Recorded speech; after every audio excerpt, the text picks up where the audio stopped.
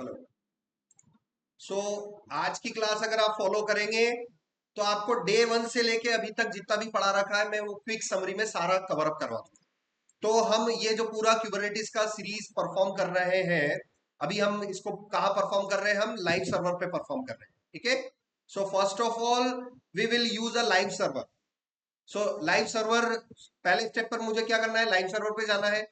सो live server पर मैं गया, एक टैब में मैंने लाइव सर्वर में लॉगिन कर रखा है। इसका आईडी पासवर्ड मैं आपको दे दूंगा। ठीक है। आपको क्या करना है? लाइव सर्वर पे जाना है, योर सर्विसेज में जाना है। दूसरे नंबर पे क्या करना है वो मैंने आपको बोल रखा है, भाई सर्वर को फॉर्मेट करना है। क्योंकि आपको एज अ डेवऑप इंजीनियर बनना है तो सारी चीजें प्रोडक्ट सर्वर पे काम करना स्टार्ट कर दो। क्योंकि डब्ल्यूएसएल एनवायरमेंट में आप काम कर लोगे, सब कुछ कर लोगे, मगर वो एक लाइव एनवायरमेंट का आप यूज केस नहीं पता चलेगा। So, if you are working on a live server, then definitely you are working on a real scenario, real use cases.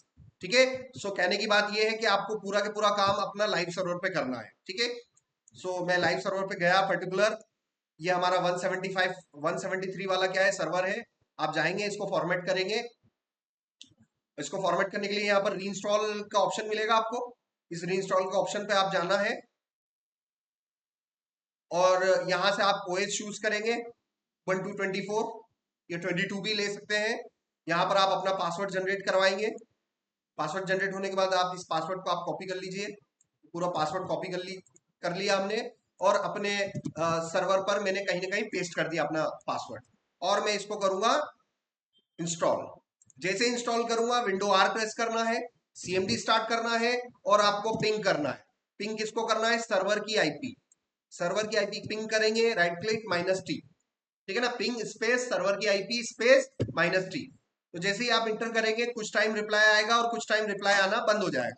अब देखो रिप्लाई आ रहा है। ये जब तक आ रहा है तब तक आपकी फॉर्मेट प्रोसेस चालू नहीं हुई है, और जैसे ही रिप्लाई आना बंद हो जाएगा तो आपकी फॉर्मेट प्रोसेस भी स्टार्ट हो जाएगी। ये जैसे ही मैंने इसको ओके किया, आप देखना, जैसे ही ओके किया तो मैं रिप्लाई आना बंद हो गया। इसका मतलब सर्वर इस समय फॉर्मेट होना स्टार्ट हो गया है। समझ में आ रहा है?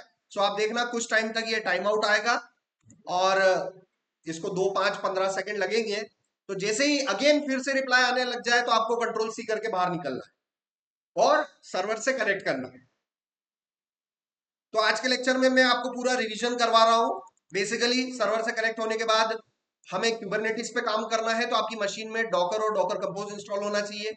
और क्यूब सीटीएल एक सीएलआई टूल है। Kube CTL is a CLI tool, is a command line tool to interact with Kubernetes.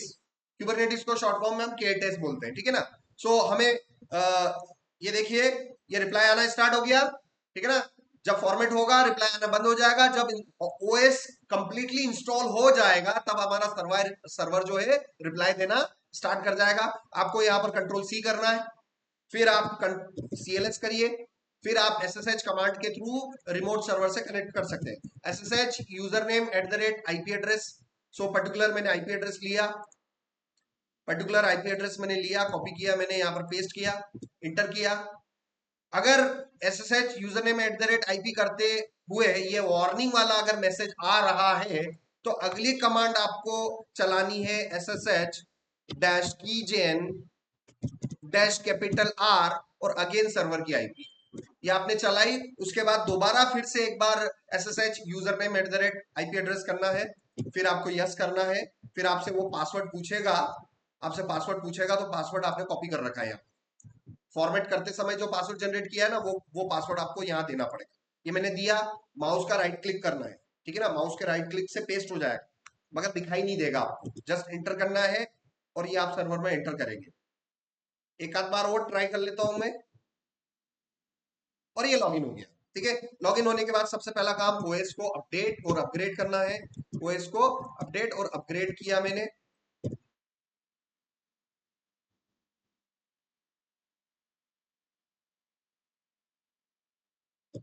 एक बार और ट्राई करते हैं।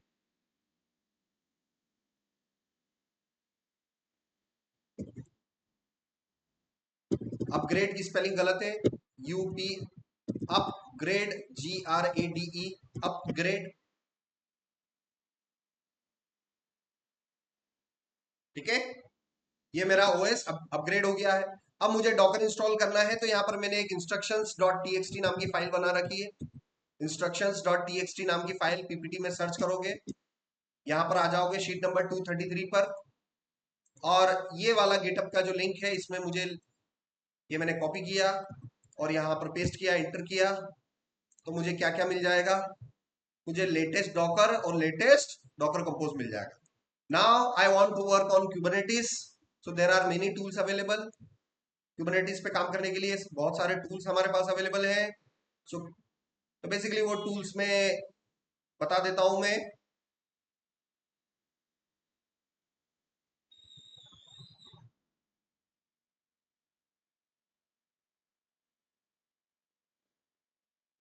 सो हमारे पास मल्टीपल टूल्स अवेलेबल हैं क्यूबरनेटिस पे काम करने के लिए। ये वो टूल्स हैं जिसमें से सबसे बेस्ट और सबसे इजी सेटअप करना K3D का है। ठीक है, 5 सेकंड में पूरा क्लस्टर सेटअप हो जाता है। और प्रोडक्शन के अगर हिसाब से आप जाओगे, प्रोडक्शन के हिसाब से जाओगे, तो क्यूब एडीएम आपको यूज करना है। इसका सेटअप थोड़ा कॉम्प्लेक्स होता है, टाइम कंज्यूमिंग है, but right now we just want to learn Kubernetes and we want to set up Kubernetes in very short period of time. Then you use K3D. So there is a website, official website K3D. Go there and there are some commands. Copy those command, particular commands. You will be able to install K3D in your system. ठीक है, K3D में यहाँ पर install कर रहा हूँ, ये K3D install हो गया है। अब वन बाय वन चेक कर लो। Docker dash dash version, I have docker installed successfully, docker dash dash version, docker compose version and K3D version.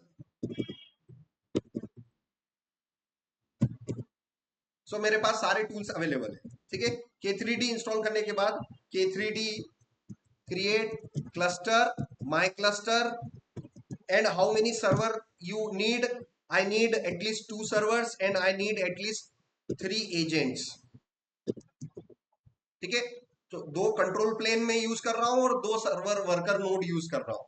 यहां पर K3D के अंदर कंट्रोल प्लेन को सर्वर बोला जाता है और एजेंट्स को बोला जाता है, वर्कर नोड को एजेंट्स बोला जाता है। सो ये आपको सारा चीजें मैं आपको प्रीवियस खूब सारे लेक्चर्स में पूरा आर्किटेक्चर में आपको डे बाय डे एक्सप्लेन करते हुए आ रहा हूं। सो फटाफट मैंने क्या किया, अपना क्लस्टर सेटअप किया, K3D क्रिएट क्लस्टर,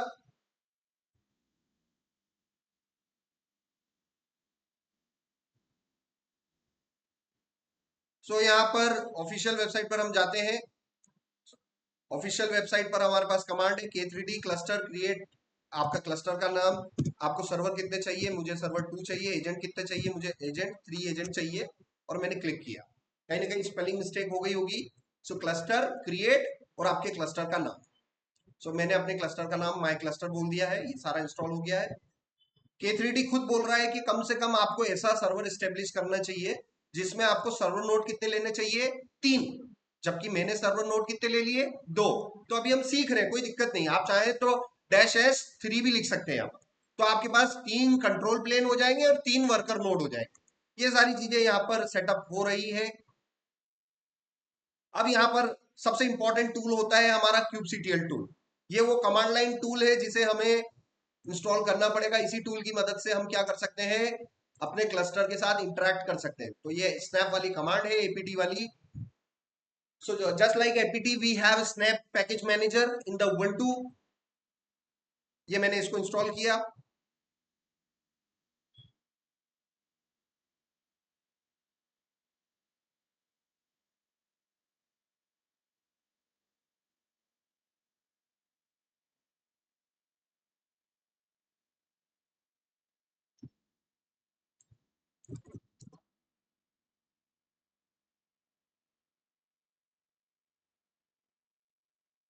ठीक है, ये हो गया फाइनल कमांड। kubectl का वर्जन चेक किया मैंने,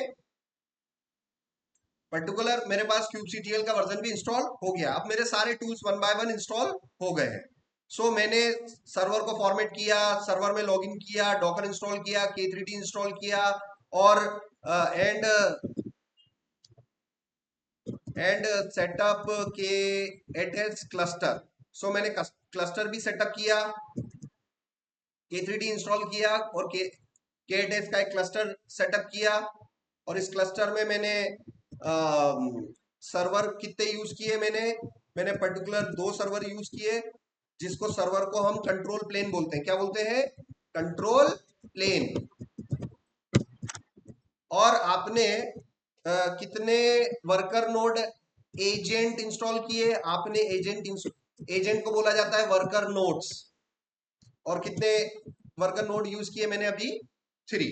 और आप यहां पर क्यूब K3D क्लस्टर लिस्ट आपने किया तो आपको ये पता चल जाएगा, you have setup 2 servers and all 2 are running. 2/2 का मतलब हो गया भैया आपने 2 सर्वर सेटअप किए और 2 के 2 रनिंग है। दूसरा आपने 3 वर्कर नोड सेटअप किए और 3 के तीनों रनिंग है। ठीक है ना, ये सारी चीजें आपने देखी। अब यहां पर हमने क्लस्टर इंफॉर्मेशन देखेंगे, हमारे पर्टिकुलर क्लस्टर इंफॉर्मेशन हमने देखा, तो क्लस्टर इंफॉर्मेशन में हमें अपना एपीआई सर्वर कहां पर चल रहा है वो हमें पता चलेगा, जो कि मैं आपको डायग्राम से बता चुका हूं। ठीक है, so this is the main architecture of Kubernetes. So you as a developer, as a DevOps engineer, you interact with the Kubernetes cluster. You need a CLI tool, kubectl, and if you type any command, that command will go to the API server, which is a component of Kubernetes control plane. ठीक है ना? So this part is Kubernetes control plane and this part is worker node. There are maximum 5000 worker node can be possible in a single Kubernetes cluster. ठीक है ना? So ये सारी चीजें मैं आपको बता चुका हूं। आगे बढ़ते हैं। अब प्रोविजन फर्स्ट Kubernetes ऑब्जेक्ट। सो Kubernetes के अंदर जो होता है हर चीज ऑब्जेक्ट्स की तरह ट्रीट की जाती है। So in Kubernetes everything is treated as objects. ठीक है ना? सो यहां पर मैंने ले रखा है, Kubernetes treats everything as objects. तो जब भी आप Kubernetes में कोई चीज आप क्रिएट करोगे, चाहे वो पॉड हो, कंटेनर हो, anything you are creating in Kubernetes will be treated as object. So the first object that we are going to create is pod. So what is pod? Pod is basically a smallest deployable unit in Kubernetes. So Docker के अंदर smallest deployable unit container होता है जिसे आप deploy कर सकते हो। Kubernetes के अंदर smallest deployable unit कंटेनर नहीं होता है, pod होता है। So what is pod? Pod is basically an element which holds the container. सो ये हमारा एक ऐसा एलिमेंट है जो कि कंटेनर को होल्ड कर रहा है। तो यहां पर हम basically we can create these Kubernetes objects by 2 ways. You can create this Kubernetes object with the help of kubectl command, or you can write a YAML file and write down all the instructions. अगर आपको Docker Compose के बारे में पता है तो आप YAML file को भी समझ जाएंगे। So Docker Compose के अंदर Docker Compose एक ऐसा टूल था जो कि YAML फाइल को रीड करता था और कंटेनर प्रोविजन करता था। So Kubernetes के अंदर भी YAML फाइल का कॉन्सेप्ट है। YAML फाइल के अंदर आप इंस्ट्रक्शन लिख सकते हैं and you can create those basic Kubernetes objects. So what are the basic Kubernetes object that you can create? The first object that I can create is a pod. So let's create pod with both of the approaches. I'm going to create this pod using kubectl command. So kubectl get nodes, kubectl get node, kubectl get no. So these are all same command. So Docker के अंदर command के 2 version चलते थे, long format और short format. यहां पर Kubernetes में हर command के कितने फॉर्मेट चलते हैं? 3, प्लूरल, सिंगुलर और very short. So nodes plural, node singular, no is a short alias. Alias मतलब उसी कमांड का वेरी शॉर्ट नेम, जिसका दूसरा नाम उर्फ, या हम जिसे बोलते हैं the second name of a person. So I can get the all the node information with the help of this particular command. So आपको ध्यान रखना है Kubernetes में हर कमांड के 2 वेरिएशन चलते हैं, very long format, very short format. And here in Kubernetes we have 3 formats, the plural, singular and very short version. So कल को मैं अगर kubectl get no कर दूं तो कंफ्यूज मत होना, ये no it stand for nodes. So I want to get the information related to nodes. अब मेरे वर्कर नोड्स भी मेरे नोड्स हैं और मेरा कंट्रोल प्लेन भी मेरा एक नोड ही है। And what is node? Node is basically your physical server, जो आप कॉन्टेबो से बाय करेंगे, जो आप AWS से बाय करेंगे। हर सर्वर आपके क्यूबरनेटिस क्लस्टर में क्या कहलाएगा? नोड कहलाएगा। तो यहां पर आप मान लीजिए, आप ये agent 1, agent 2, agent 0, agent 1, agent 2 और सर्वर 0, सर्वर 1, अगर ये रियल क्लस्टर होता तो आपको कितने सर्वर, रियल सर्वर आपको खरीदने पड़ते? 5। अब चूंकि आप ट्रेनिंग इन्वायरमेंट में है तो आपको मिल गया कौन सा टूल? K3D मिल गया। और क्या आपको 5 सर्वर बाय करने की जरूरत पड़ी?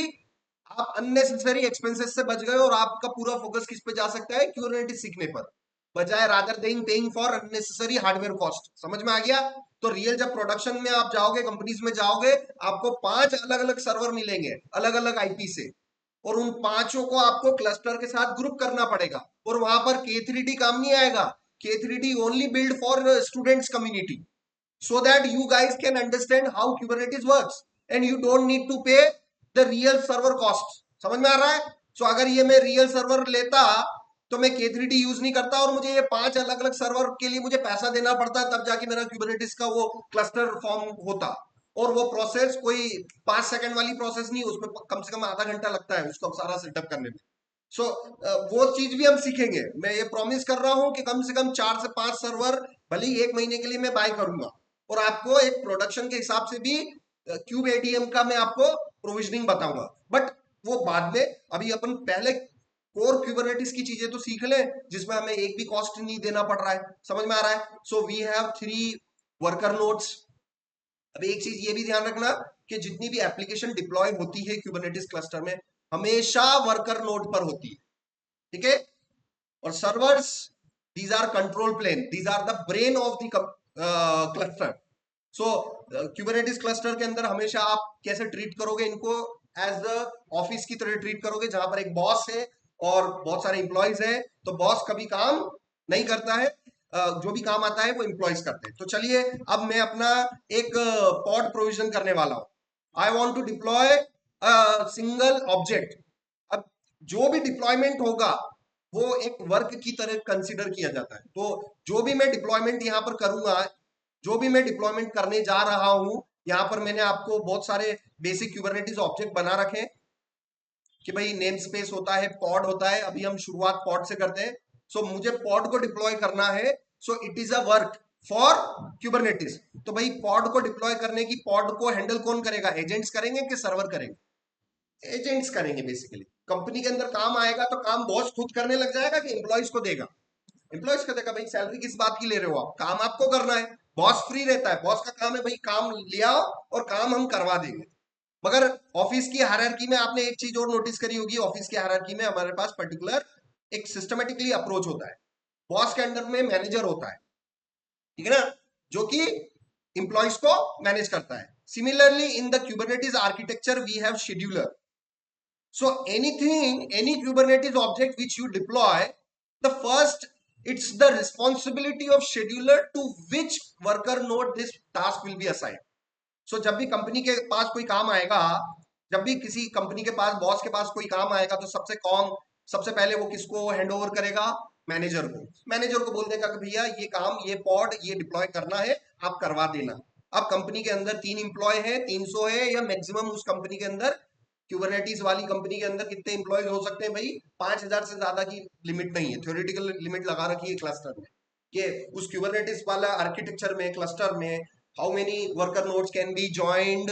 Maximum 5000।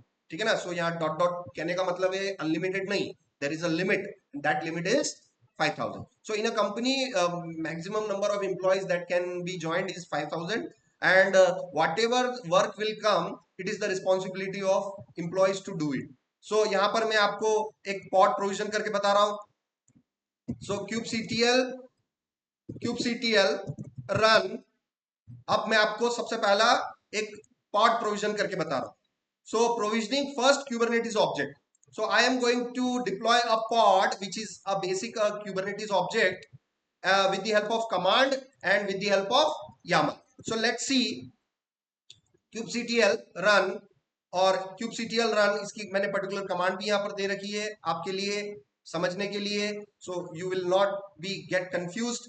So kubectl run, then the name of the pod, so pod 1, and the image registry से, क्योंकि जो भी आएगी वो रजिस्ट्री से ही आएगी image. So we have nginx image and we have the latest tag.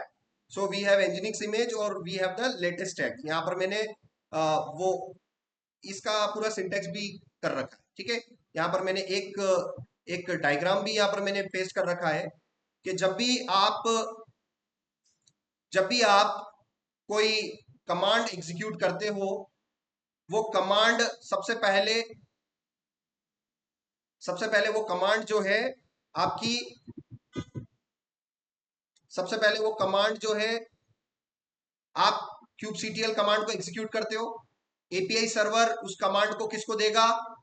Scheduler को, because scheduler is working as a manager. Scheduler decide करेगा कि भाई नोड 1 को काम दे, कि नोड 2 को काम दे, वर्कर 1 को काम दे, एम्प्लॉय नंबर 1 को काम दे, कि एम्प्लॉय नंबर 2 को दे. तो शेड्यूलर असाइन कर देगा पर्टिकुलर नोड को, और शेड्यूलर के अंदर एक पर्टिकुलर कंपोनेंट होता है. उस कंपोनेंट की रिस्पॉन्सिबिलिटी होती है to work with container run time and get the image from it. ठीक है. सो इस डायग्राम को मैं अच्छी तरीके से आपको बताता हूं. जैसे ही मैं kubectl रन कमांड करके ये मैंने इंटर किया, अब केयरफुली देखना, जैसे इंटर किया तो पॉड क्रिएटेड हो गया. अब इसमें हुआ क्या, इसका पूरा फ्लो मैं आपको बता देता हूं. तो जैसे ही मैंने kubectl रन कमांड चलाई, सबसे पहले क्या हुआ, सबसे पहले कमांड ये किसको गई? एपीआई सर्वर को गई. एपीआई सर्वर ने इस कमांड को किसको दे दिया? शेड्यूलर को दे दिया, जो कि कंपनी के अंदर किस तरीके से काम कर रहा है? मैनेजर की काम कर रहा है. एपीआई सर्वर आपका कौन हो गया? It is acting as a boss. ठीक है. सो kubectl रन कमांड जैसे आपने चलाई, ये कमांड के इंस्ट्रक्शन किसको गए? एपीआई सर्वर को गए. बॉस के पास काम आया कंपनी के अंदर, बॉस ने किसको हैंड ओवर कर दिया? मैनेजर को दे दिया. भाई मैनेजर डिसाइड करेगा कि किस वर्कर नोड को देना है. मैनेजर ने डिसाइड कर दिया कि भाई एजेंट नंबर मान लो 0 को देना. अभी इसने कौन सा यूज किया वो हम देख लेते हैं. kubectl गेट पॉड और डैश आउटपुट वाइड यहां पर मैंने किया, तो आपको पता चल जाएगा उस मैनेजर ने कौन से एजेंट को दे दिया काम? एजेंट नंबर 2 को. ठीक है ना. सो एजेंट नंबर 2 को यहां पर जो मैनेजर जो काम देने की जो टेक्निक यूज करता है उसे राउंड रॉबिन बोलते हैं. Round robin. सो राउंड रॉबिन क्या है? इट्स जस्ट अ सफल टेक्निक है ना. भाई इसको दे मतलब रैंडमली किसी एक को सिलेक्ट करना. प्रोग्रामिंग के अंदर, कंप्यूटर साइंस के अंदर, this technique for selecting one of the element from all other element, it is called round robin. So round robin is a technique for selecting one element amongst various, to randomly select one element. So we have 3 employees in the company and all 3 are capable to do the work. It's the manager will decide randomly that I will pick the second agent. Now the second agent means the last agent, because agent 0 is the employee number 1, agent 1 is the employee number 2 and agent 2 is the employee number 3. So समझ में आया भाई manager कैसे decide कर रहा है? इस office के अंदर 3 बंदे हैं काम करने के लिए, एक मैनेजर है, मैनेजर रैंडमली किसी को भी दे रहा है, वो ये कैपेबिलिटी चेक नहीं कर रहा है, तीनों आर इक्वल. तो ये चीज आपको समझ में आई होगी. आपको ये चीज भी समझ में आ गई है कि आज ये चीज भी समझ में आ गई है कि भाई मैनेजर जो है वो ऐसी कौन सी टेक्निक यूज करता है जिसमें वो रैंडमली सिलेक्ट कर लेता है. So that is a round robin technique to select randomly one of the worker node. समझ में आया? सो ये बातें मैंने आपको कल नहीं बताई थी, आज और मैं हमेशा हर दिन थोड़ा डिटेल में जाता हूँ. पहले दिन मैं पूरा ब्रॉडली बताता हूँ, फिर सेकंड डे वही चीजें थोड़ा डिटेल में, ताकि चीजों को हम अच्छी तरीके से समझें. अब ये चीज आपको समझ में आई. अब आप देखिए मेरा ये रनिंग है. So treat this pod as a container and this container is up and running. ठीक है ना. मेरा पॉड अप एंड रनिंग है. तो अब आपको थोड़ा और समझना होगा. इस डायग्राम से मैं आपको और बता देता हूं कि फाइनली जब कमांड किसको जाएगी, एजेंट को जाएगी। एजेंट मतलब वर्कर नोड, और वर्कर नोड के अंदर एक ऐसा कंपोनेंट होता है जिसे हम क्यूबलेट बोलते हैं।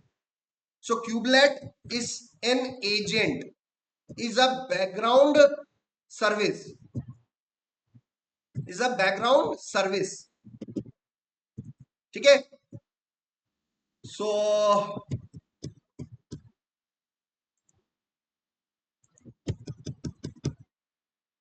सब कुछ समझ में आएगा आपको अब।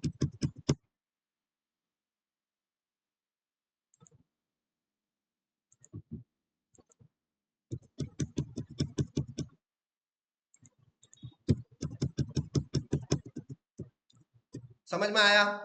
सो बेसिकली ये सारी चीजें हुई। शेड्यूलर ने क्या चूज किया, राउंड रॉबिन टेक्निक यूज करके किसको पिक कर लिया उसने रैंडमली, एजेंट 2 को रैंडमली सिलेक्ट कर लिया। एजेंट 2 के बाद वर्कर नोड पर एक क्यूबलेट नाम का एजेंट अवेलेबल है, नोड एजेंट, जिसे हम नोड एजेंट बोलते हैं। ये नोड एजेंट रन टाइम को यूज करते हुए कंटेनर रन टाइम, कंटेनर, यहां पर ये कंटेनर रन टाइम इंटरफेस को यूज करते हुए, कंटेनर रन टाइम इंटरफेस को यूज करते हुए, CRI stand for container run time interface, interface को यूज करते हुए this will get the image from the registry. ये रजिस्ट्री कौन सी है भाई, ये वही डॉकर हब वाली रजिस्ट्री है जो आपने डॉकर में यूज कर रखी है। तो क्यूबरनेटिस के अंदर भी इमेज कहां से आ रही है, कहीं और से आ रही है कि भाई डॉकर हब से ही आ रही है, डॉकर हब से। So Kubernetes basically a management platform for the docker containers.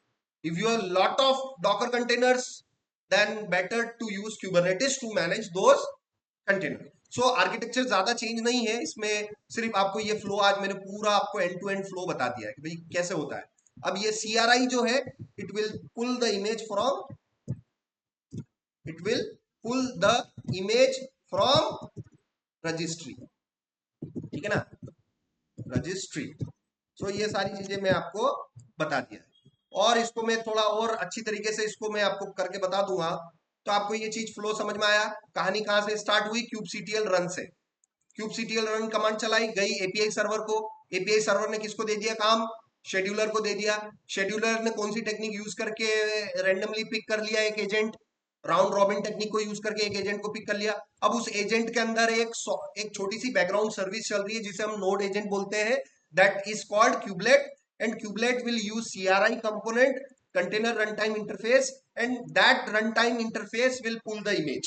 अब मैं यहां पर आपको बता देता हूं। सो यहां पर आप kubectl describe and pod number 1, तो जैसे ही आप इसको kubectl describe pod and then pod number 1, तो आप लास्ट में जैसे ही आप किसी पॉड को जब डिस्क्राइब करते हो, लास्ट वाला सेक्शन आपको मिलता है इवेंट्स का, कि ये जो इवेंट को प्रोविजनिंग करते समय कब कब क्या क्या हुआ, ये सारी डिटेल्स किस फॉर्मेट में होती है, इवेंट्स के फॉर्मेट में होती है। तो आप देखो सबसे पहली इवेंट आई शेड्यूल्ड वाली। शेड्यूल्ड वाली मतलब इस पोर्ट को शेड्यूलर ने उस पर्टिकुलर एजेंट पर राउंड रॉबिन की मेथड के थ्रू शेड्यूल कर दिया।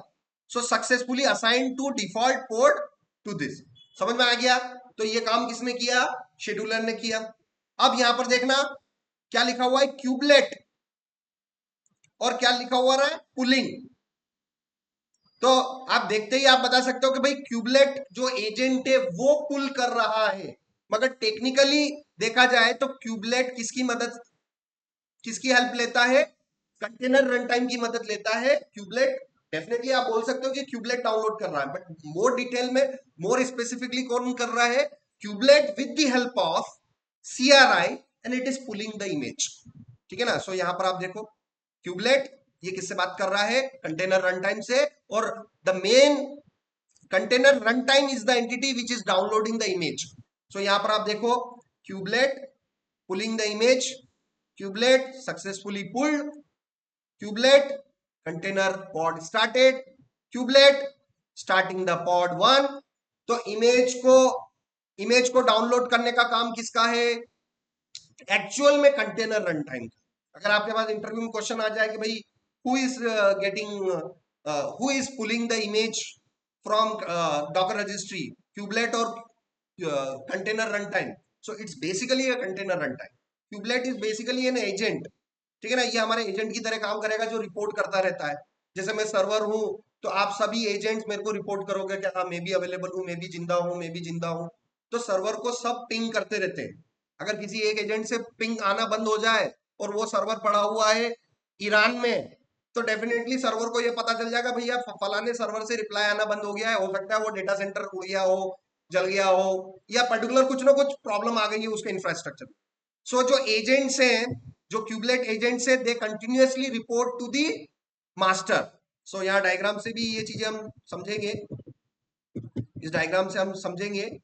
यहाँ पर ये डायग्राम बहुत अच्छा है, ये देखो ये वाला डायग्राम क्यूबलेट का, ये एरो आप केयरफुली देखना, ये जा रहा है किसको, एपीआई सर्वर। सो क्यूबलेट क्या है, kubelet is a component of worker node. The first thing यहाँ पर मैंने यहाँ पर मेंशन कर रखा है,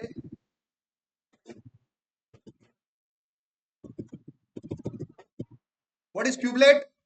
Kubelet is a node agent, is a worker agent. Kubelet is a software, is a service which we install on the worker node. It manages the pod. Basically ये kubelet का ही काम है पॉड को manage करना, image पुल करना। हालांकि kubelet खुद अकेले इमेज को पुल नहीं करता है। क्यूबलेट किसकी मदद लेता है? क्यूबलेट कंटेनर रन टाइम की मदद लेता है कि भाई मदद कर दे मेरी इस इमेज को लाने में, इस इमेज को स्टार्ट करने में। तो कर रहा है वो काम कर रहा है, but with the help of container run time. It talks to the Kubernetes API server, it works with CRI, it tells container run time interface to pull the image from Docker registry, और ये सारी चीजें हमने देखी है। तो आपको समझ में आया इसके बारे में? तो मैंने पॉड को डिस्क्राइब करके बताया। अब आपने ये सोचा है, आपने ये पूरा फ्लो समझ में आ गया, मैंने अच्छी तरीके से आज थोड़ा बताया है। अब यहाँ पर चूंकि ये एक K3D वाला सेटअप है, तो डॉकर ps-a करो। और आपका पॉड किस एजेंट में चल रहा है? एजेंट नंबर 2 में। यहाँ पर ये चल रहा है ना, आपने डिस्क्राइब किसको किया? इस पॉड का प्रोविजनिंग किस एजेंट पर हुआ, ये इसकी जानकारी भी आपको पर्टिकुलर यहाँ पर मिल जाएगी कि that has been provision on agent number 2। अब आपको क्या करना है, डॉकर पीएस करना है। डॉकर पीएस किया और देखो एजेंट 2 चल रहा है। इस वर्कर नोड के अंदर क्या पॉड मुझे अप एंड रनिंग मिल जाएगा? क्योंकि मैंने जो पॉड प्रोविजन किया है वो वर्कर नोड पे किया है। मैं कंपनी का बॉस हूँ, मेरे पास काम आया, क्यूबसीटीएल ने मेरे को काम दिया, मैंने मैनेजर को पकड़ा, मैंने बोला कि भाई एंजिनिक्स का ये इमेज प्रोविजन करना है। मैनेजर गया, ऑफिस के अंदर 3 इंप्लॉयज मिले हैं, निधि मिली, विजय मिला, शुभम मिला, और उस मैनेजर ने राउंड रॉबिन यूज करके वो टास्क दे दिया निधि को असाइन कर दिया। अब निधि के अंदर बेसिकली क्या है, एक एजेंट इंस्टॉल्ड है।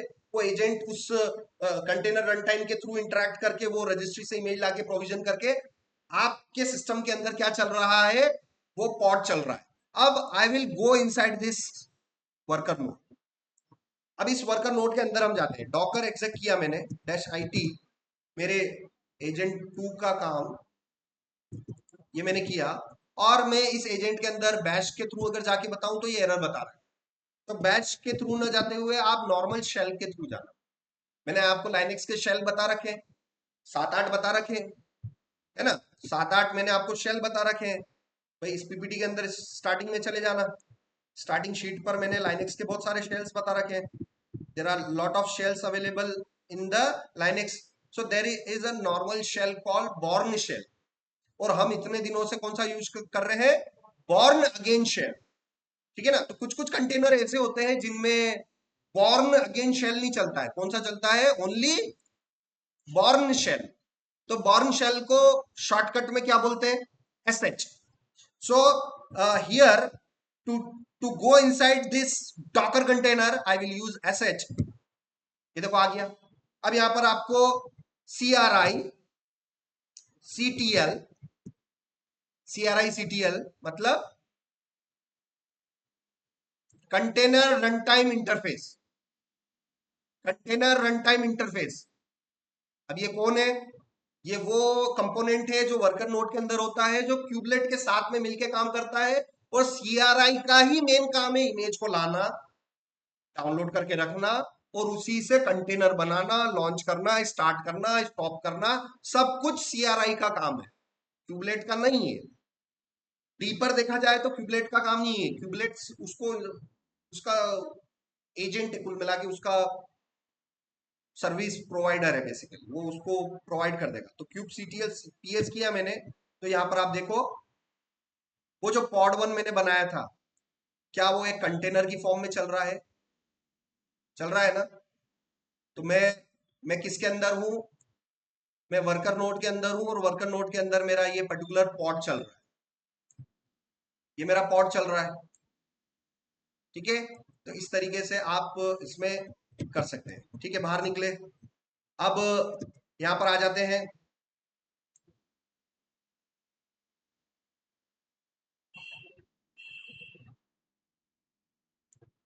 ठीक है, how to create a pod using YAML। ठीक है, सो पहली बात हो गई कि मैंने आपको क्या सिखाया, मैंने आपको क्यूबरनेटिस का पहला ऑब्जेक्ट पॉड kubectl रन के थ्रू बता दिया। मगर प्रोडक्शन में जब आप कंपनीज में जाओगे kubectl रन यूज नहीं करते। जैसे वहां पर हमारे पास होता था ना, तो भाई डॉकर रन के थ्रू भी मैं कंटेनर प्रोविजन कर सकता हूँ और यामल के थ्रू भी प्रोविजन कर सकता हूँ। तो मैक्सिमम कंपनीज में यामल अप्रोच ही यूज होती है। उसी तरीके से क्यूबरनेटिस के अंदर भी आपको मैक्सिमम यामल के थ्रू ही करना है, ठीक है। सो ये यामल वाला अप्रोच मैं आपको बता रहा हूँ।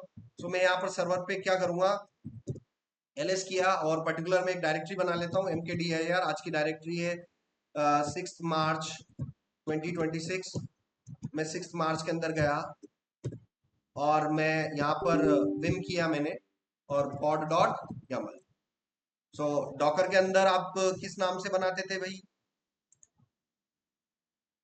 डॉकर के अंदर YAML जो होती थी, उसका स्टैंडर्ड नेम क्या था? Docker compose dot YAML, that was a standard name. But you can create YAML file name anything you want. So docker compose.yaml was a standard name, but you can change the YAML file name anything you want. So here in Kubernetes, the standard name क्या होगा? जिस type का आपको object बनाना है, सो जिस type का आपको basic object बनाना है। सो क्यूबरनेटिस के बेसिक ऑब्जेक्ट में सबसे पहला ऑब्जेक्ट होता है pod. So what you can do, pod dot YAML। अब इसकी बजाय मैं क्या कर सकता हूं, अनिल डॉट YAML भी बोल सकता हूं। बट इन दोनों में सेंस किस बात से निकल रहा है?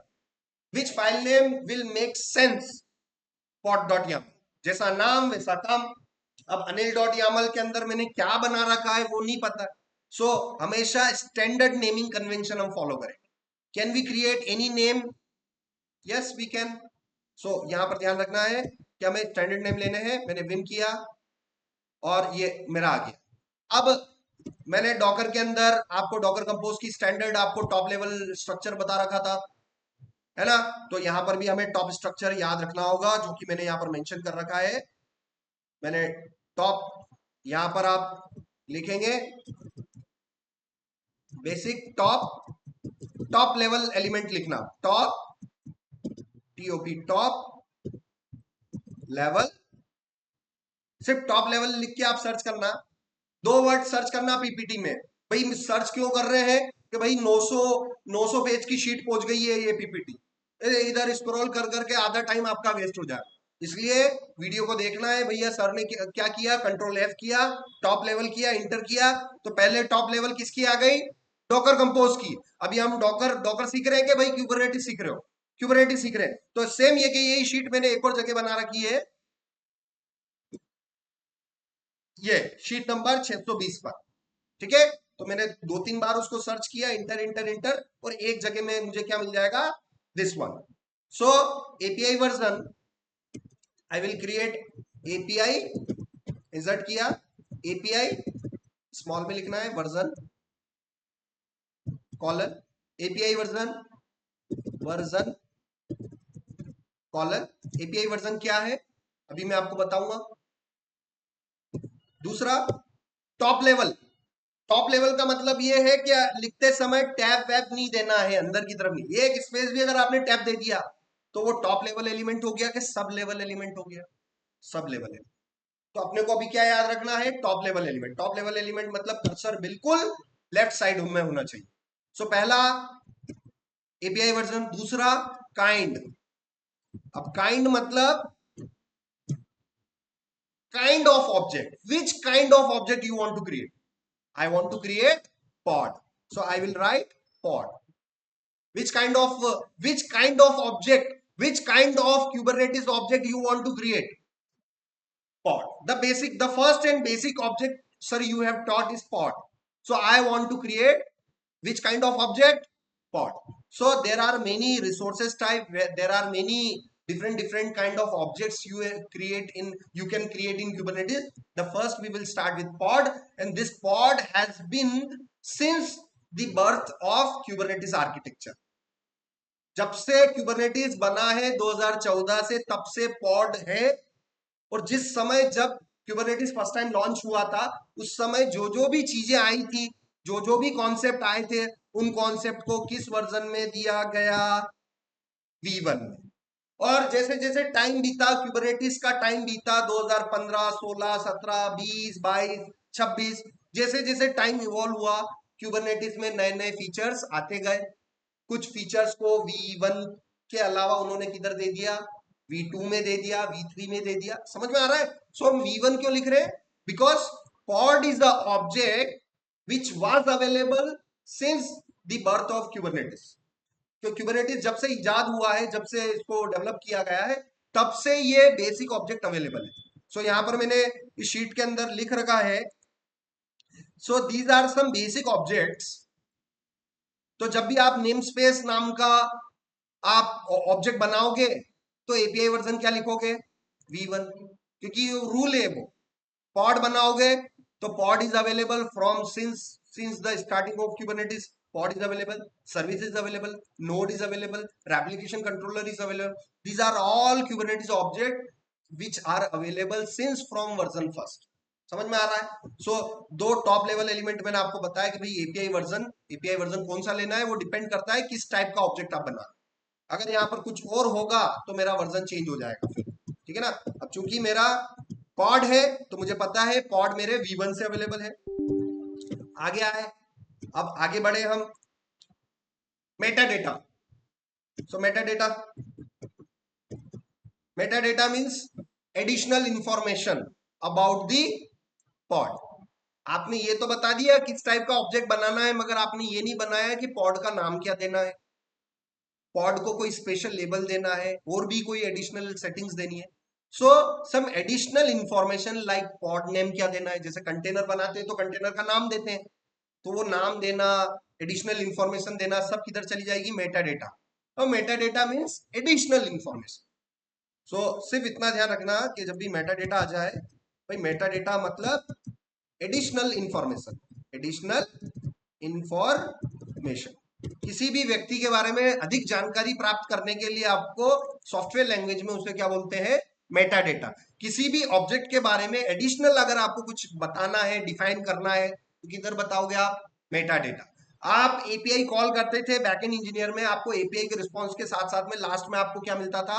मेटा डेटा मिलता था, ताकि आपको उस एपीआई के रिस्पॉन्स में आप किस पेज पर हो, टोटल डीबी में रिकॉर्ड कितने हैं, सो उस एपीआई के अंदर भी आपको क्या मिलता था? मेटा डेटा मिलता था। That will show about the additional information of the response. समझ में आ रहा है? So what is Meta data? Is just an additional information about your object. So I am creating a pod kind of object that has been available since V1 version, and I want to assign the name of the pod. ठीक है, सो मैं इसको name assign करूंगा। सो मैंने यहां पर name assign कर दिया, नेम कॉलन पॉड नंबर 2। अब पॉड 1 आपको पता है कि भाई पॉड 1 मैंने बनाया था आपके सामने, kubectl रन पॉड 1 दिया था, और dash dash image equals to nginx colon latest. भाई ये पॉड मैंने कैसे बनाया था? यामल के थ्रू के कमांड के थ्रू? कमांड के थ्रू। अगर इसी सेम कमांड को अगर मुझे किसी फाइल में लिखना पड़े pod डॉट यामल, तो आपको क्या क्या चीजें डिफाइन करनी पड़ेगी? सबसे पहले तो पॉड का नाम, जो आप किधर डिफाइन करोगे? मेटा डेटा में उसके बाद आपको ये भी तो बताना पड़ेगा कि भाई कौन सी इमेज लानी है, तो वो सेक्शन भी होगा हमारे पास, तो उस पर भी हम आ रहे हैं अभी। ठीक है, सो टॉप लेवल एलिमेंट हो गया। अब आता है हमारा स्पेक। स्पेक मतलब स्पेसिफिकेशन। तो ये वाला जो पार्ट है कि भाई इमेज कहां से आएगी, कौन सी रजिस्ट्री से आएगी, कौन से अकाउंट से आएगी, ये आपका क्या हो गया, स्पेसिफिकेशन। ठीक है ना, इस पॉड को आप क्या बोल सकते हो यहां पर, ये थोड़ा सा मैं कर लू, ये पॉड आपके लिए क्या हो गया, मेटा डेटा, और ये इमेज वाली इंफॉर्मेशन आपके लिए क्या हो गई, स्पेक हो गई। समझ में आ रहा है ना। तो बस कुछ कुल मिला के क्यूब क्यूब सीटीएल रन वाली कमांड को आप यामल में स्ट्रक्चर वाइज लिख रहे हो। आपको सबसे पहले क्या चीज याद रखनी है, टॉप लेवल एलिमेंट नेम याद रखने हैं, जो मैंने आपको दिखा रखा है। अगला मैंने यहां पर डिफाइन कर दिया, दैट इज स्पेक। स्पेक मतलब स्पेसिफिकेशन। सो स्पेसिफिकेशन में सबसे पहला स्पेसिफिकेशन में करूंगा image, image colon nginx, nginx colon latest. तो मैंने अपना डिफाइन किया, ये मैंने अपना डिफाइन किया। अब यहां पर ये हो गया। अब इस कमांड को मैं रन करूंगा तो एक एरर आएगी मेरी, क्योंकि मैंने पर्टिकुलर इसी पूरी कमांड को किस फॉर्मेट में लिख दिया, यामल फाइल में लिख दिया। अब देखना, इस फाइल को मैं सेव करूं, रन करूं। अब भाई ये मत पूछना कि सर आप ये सेव कैसे कर रहे हो, ये अब वो बेसिक क्लासेस नहीं रही लाइनेक्स की कि आपको विम सिखाऊं, escape कॉलन डब्ल्यू क्यू, ये वो सब चीजें परफेक्ट हो जाना है अभी तक तो। अब ls-l किया, ठीक है, ये हुआ। अब मैं इसको क्या करूंगा, अब समझो, उधर डॉकर कंपोज के अंदर आपने एक फाइल बनाई थी, उस फाइल को आप कैसे रन कर रहे थे, docker compose dash F docker compose dot YAML अब dash D dash dash build, ये कमांड चला के आप प्रोविजन कर रहे थे। उस यामल फाइल को आप अप्लाई कैसे कर रहे थे, ऐसे। मगर यहां पर आपने अगर एक pod डॉट यामल फाइल बनाई है क्यूबरनेटिस के अंदर, तो उसको आप रन करने के लिए आप अगेन किसकी मदद लेंगे, kubectl अप्लाई डैश एफ। तो देखो डैश एफ वहां पे भी होता था, डॉकर के अंदर भी होता था, तो क्यूबरनेटिस के अंदर भी है। F is a flag to specify the name of the file and where it is available. So my file is available in the current location. Dot slash का मतलब current location. So kubectl apply my file is available in current location pod.yaml and run.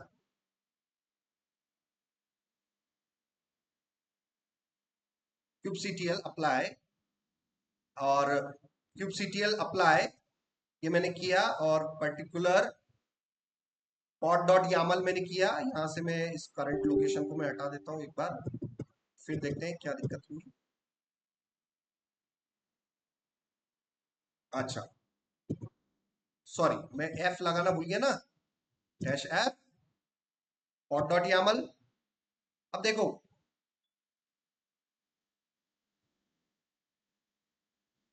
अब ये क्या बोल रहा है, एक error आ गई, error from the server when creating pod YAML, pod in version v1 cannot be handled as a pod, json cannot unmarshal array into the structure। कुल मिला के v1 pod spec में कोई दिक्कत है। तो यहाँ पर मैंने आपको स्ट्रक्चर दे रखा है, मैंने आपको बता रखा है कि स्पैक के अंदर सबसे पहले आपको कंटेनर्स सेक्शन डिफाइन करना पड़ेगा, जबकि मैंने क्या कर दिया गलती से, मैंने वो पर्टिकुलर डिफाइन किया। सो विम किया pod डॉट यामल, यहाँ पर गया, सबसे स्पैक के अंदर सबसे पहले हमें क्या डिफाइन करनी है, you need to define a section called for containers. और यहां पर मैंने कंटेनर्स क्यों लिखा, because pod can contain more than one container, pod can contain multiple containers, that's why I can define here containers। ठीक है ना, ये ध्यान रखना। कंटेनर्स के बाद अंदर मैंने टैब दिया, ये हुआ। यहाँ पर आप देखेंगे कंटेनर्स के अंदर आपको नेम देना मैंडेटरी है, यहाँ पर कंटेनर का नेम देना मैंडेटरी है। सबसे पहले आप कंटेनर का नेम डिफाइन करेंगे। सो यहाँ पर मैं नेम डिफाइन करूंगा। सो मैं यहाँ पर नेम डिफाइन कर देता हूँ, and I want to give the name as pod2।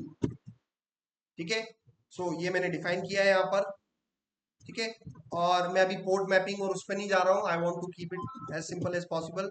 File save किया और इसको अप्लाई किया और देखो पॉड क्रिएट हो, पॉड क्रिएट हो गया। तो अब पॉड के बारे में देखेंगे, kubectl get pods, kubectl get pod, kubectl get po, ठीक है ना। तो क्यूबरनेटिस में हर कमांड के 3 फॉर्मेट चलते हैं, प्लूरल, सिंगुलर और वेरी शॉर्ट वर्जन, ठीक है ना। तीनों डेली याद करो। सो ये किया, तीनों के आउटपुट में कुछ डिफरेंस आ रहा है क्या? बिल्कुल नहीं आ रहा, तीनों सेम ही है। अब आपके ऊपर डिपेंड करता है कि आपको सर बिल्कुल छोटी कमांड अच्छी लगती है, पूरा लिखना अच्छा लगता है, या आपके ऊपर है टोटली। सो मैंने ये किया, अब मैं इसका पूरा आउटपुट देख लेता हूं। तो kubectl get pod dash O for output और वाइड, जिसमें आपको ये पता चल जाएगा कि फलाना पॉड किस एम्प्लॉय को दिया है, किस पर असाइन हुआ है। तो आपको ये पता चल गया पॉड नंबर 2 किसको मिल गया, एजेंट नंबर 0 को। कंपनी के अंदर 3 लोग हैं, 3 लोगों में से एक एक एम्प्लॉय को ऑलरेडी काम दिया चुका है, तो मैनेजर इतना बेवकूफ नहीं होगा कि जो ऑलरेडी जिसको काम दिया हुआ है उसको दोबारा काम दे दे और 2 एम्प्लॉय बैठे हुए हैं। समझ में आ रहा है ना। तो मैनेजर एफिशिएंटली सिलेक्ट करता है, मैनेजर के पास वो टेक्निक होती है कि वो भैया वो वॉच करते रहता है, अरे भाई निधि के पास तो ऑलरेडी वर्कलोड है, विजय फ्री बैठा हुआ है, शुभम फ्री बैठा हुआ है, तो जिसके पास वर्कलोड है मैनेजर उसको ही दोबारा काम देगा कि फ्री नोट्स को देगा, और फ्री नोट्स को देगा। सीधी सी बात। यहां पर देखो ये पॉड 1 किस पे गया था, एजेंट 2 पर। तो एजेंट 2 को दोबारा यूज किया क्या, शेड्यूलर ने उसको दोबारा असाइन कर दिया क्या, नहीं किया। तो ये हो गया हमारा, समझ में आया। अब इसी YAML फाइल को मैं दोबारा से फिर से एडिट कर लूं, मैंने विम से एडिट कर लेता हूं इसको। अब मैं यहां से ले लेता हूं pod number 3 and the container number 3, escape colon wq enter, and I can apply with the help of kubectl apply dash f pod.yaml. Again pod number 3 is created. Now I want to check this third pod is provisioned on which node. So for that, kubectl get pod dash o wide, and you will be able to see the node assigned to that particular pod. So you can see the pod 3 has been assigned to the agent 1. Now all the agents are occupied, all have some work, no one is busy, no one is free. Now in case if another pod scheduling work comes, the scheduler know very well that all 3 have at least one work to each other. Then the scheduler again will use which technique, round robin, and randomly it will allocate another one. So अब आप देखना यहाँ पर, मैं Vim के अंदर गया, मैं पॉड पर गया, वापस से पॉड नंबर 4 लिया मैंने, पॉड नंबर 4 लिया, escape colon wq और kubectl अप्लाई करूंगा मैं, कर दिया अप्लाई। अब आप सोचो एम्प्लॉय 3, तीनों को एक एक प्रोविजनिंग का काम दे चुके थे, तीनों बिजी थे, चौथा एक और काम आ गया, मैंने मैनेजर को दे दिया। अब मैनेजर बोलेगा कि भाई तीनों के पास एक एक काम है, तो फिर वो मैनेजर कौन सी टेक्निक यूज करेगा, राउंड रॉबिन, और वो रैंडमली किसी को भी दे सकता है। नाउ वी विल सी उसने किसको दिया, उसने किसको दिया, पॉट नंबर 4 किसको दिया, 2 को, जबकि 2 के पास पहले से वर्कलोड था। तो समझ में आ रहा है। सो एक वर्कर मशीन जो होती है वो कैपेबल है मल्टीपल पार्ट्स को डिप्लॉय करने की कैपेबल, ठीक है ना। You can deploy multiple applications on a worker node, ठीक है ना। And who is giving the task for assigning the applications, it's the scheduler. ये आपको क्यूबरनेटिस का आर्किटेक्चर अच्छी तरीके से समझ में आना चाहिए, जिसको मैंने आपको इस डायग्राम में समझा दिया बहुत अच्छी तरीके से कि भाई कहानी स्टार्ट हो रही है kubectl से। kubectl कमांड जैसे ही हिट करोगे एपीआई सर्वर को जाएगा, एपीआई सर्वर के अंदर शेड्यूलर है जो कि मैनेजर है, मैनेजर राउंड रॉबिन को यूज करेगा, वो एक एजेंट पिक करेगा, एक वर्कर नोड पिक करेगा, वर्कर नोड के अंदर क्यूबलेट नाम का एक एक नोड एजेंट है जो कि एक बैकग्राउंड सर्विस है। It will work along with the container run time which will pull the images from registry, which will make the container, which will launch the container. तो क्यूबरनेटिस के अंदर pod management की responsibility किसकी होती है, technically देखा जाए तो कंटेनर रन टाइम की होती है, and container run time is a control plane component और वर्कर कंपोनेंट। सो आर्किटेक्चर को डेली आप देखो, समझो, प्रैक्टिकल कर करके देखो, तो ये आपको पूरा पता चलेगा। ये रहा। So kubelet is a worker component, API server is a control plane component. ठीक है ना? तो ये सारी चीजें आपको समझ में आई। ठीक है, तो हम इसके साथ आगे बढ़ते हैं। मैंने आपको YAML फाइल से प्रोविजनिंग बता दिया, मैंने आपको top level structure of YAML file बता दिया। अब बेसिक ऑब्जेक्ट भी मैंने आपको डिफाइन करना बता दिया। अब आते हैं हम list of basic Kubernetes object, जिसमें से सबसे पहला बेसिक क्यूबरनेटिस ऑब्जेक्ट मैंने आपको बता दिया। दूसरा बेसिक क्यूबरनेटिस ऑब्जेक्ट हम बात करने वाले हैं नेम स्पेसेस की। So what is name spaces, देख लेते हैं।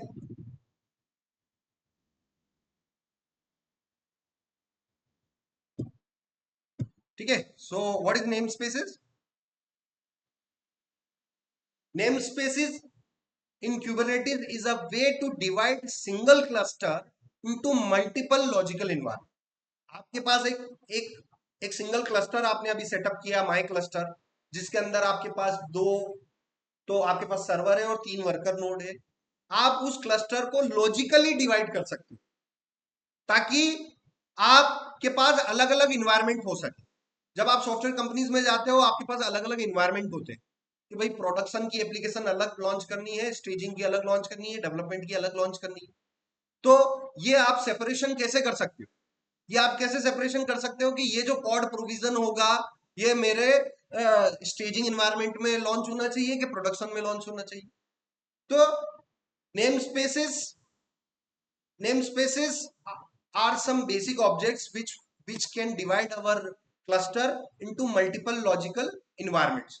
So what do you mean by logical environment? So आपको example देना है। In a software companies there can be many logical environment possible.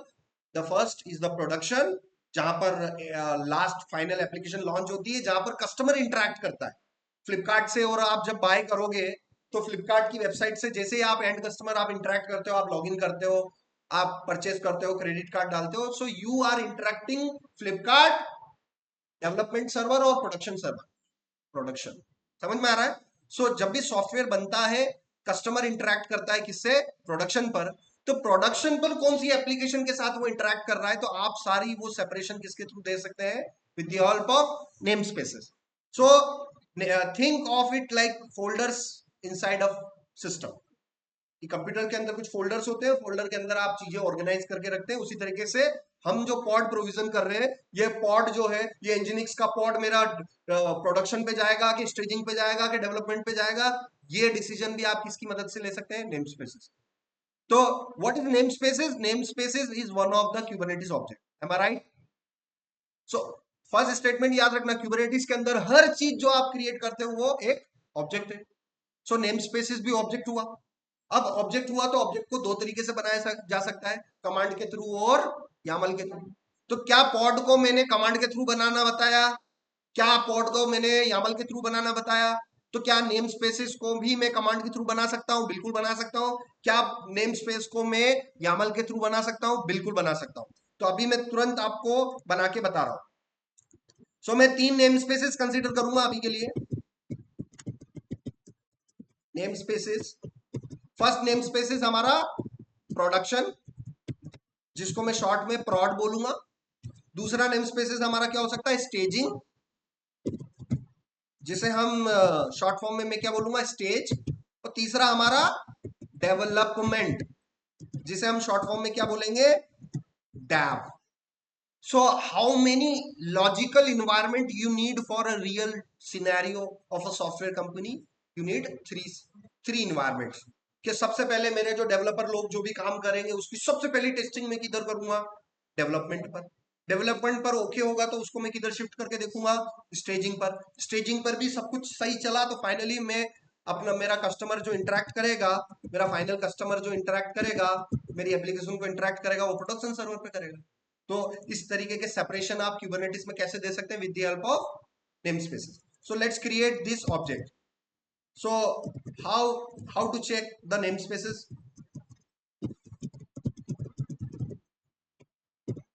So kubectl, there is a command kubectl get name spaces. Again देखना, name spaces कौन सा format? Plural. So these are some namespaces, default namespaces which is available. Have you created any namespaces yet? No. So these are 4 namespaces which is by default available. I have not created these namespaces. kubectl get namespace. Again same result.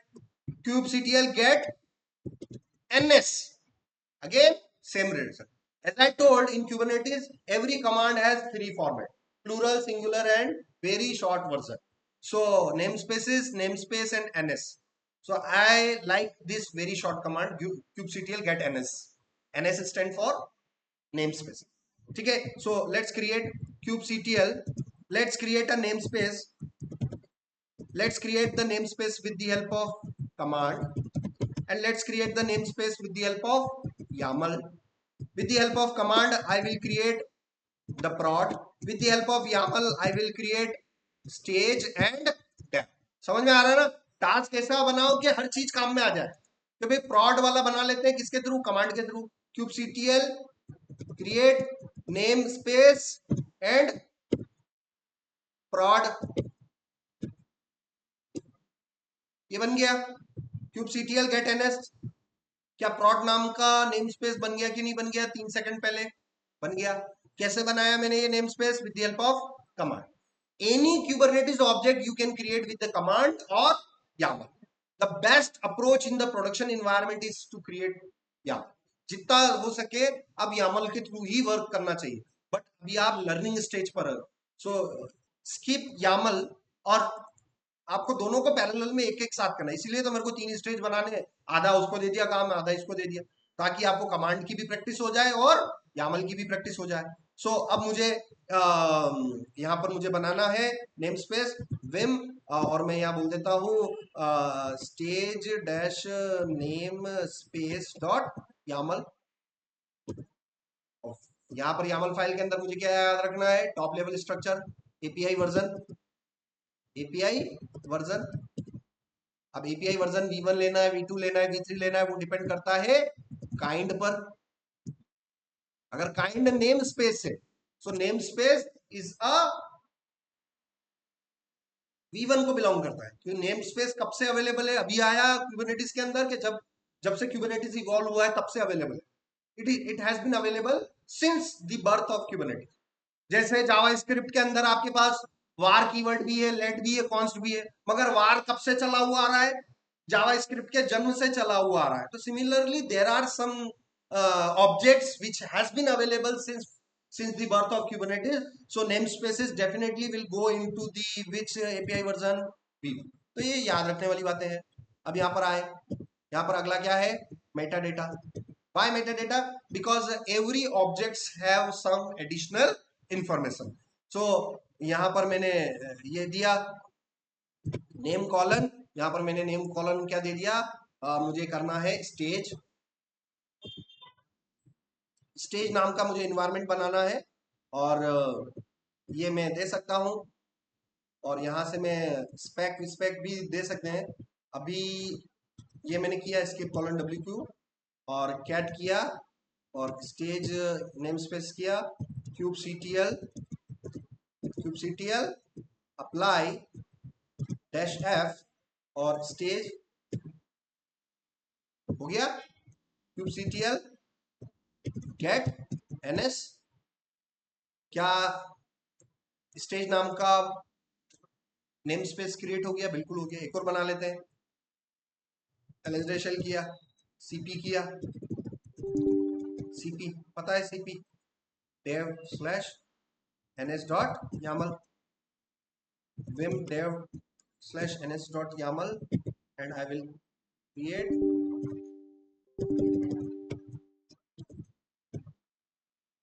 ये किया kubectl apply dash f dev ns dot yaml.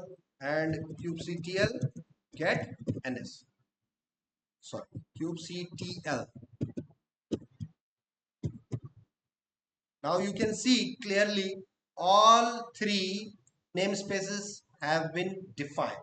अब मैं आपको ये मैंने सारा आज इतना आपको करके बता दिया है जितना मैंने लिखा था पर्टिकुलर, ठीक है ना। पूरा लेक्चर कहाँ से स्टार्ट हुआ, सर्वर के फॉर्मेट होने से लेके, लॉगिन होने से लेके, फॉर्मेट किया, एसएसएच में गया, डॉकर इंस्टॉल किया, डॉकर कंपोज किया, k3d किया, क्लस्टर सेटअप किया, मैंने 2 कंट्रोल प्लेन लिए, 3 एजेंट लिए, क्यूब CLI मैंने इंस्टॉल किया, क्लस्टर के साथ इंटरेक्ट किया, मैंने पॉड प्रोविजन किया with the help of command line, पूरा एंड टू एंड आर्किटेक्चर मैंने बताया आपको, यामल फाइल के थ्रू मैंने बताया, उसके बाद यामल फाइल का टॉप लेवल स्ट्रक्चर बताया, उसके बाद मैंने आपको नेम स्पेसिस बताया। तो इतना आपको करना है।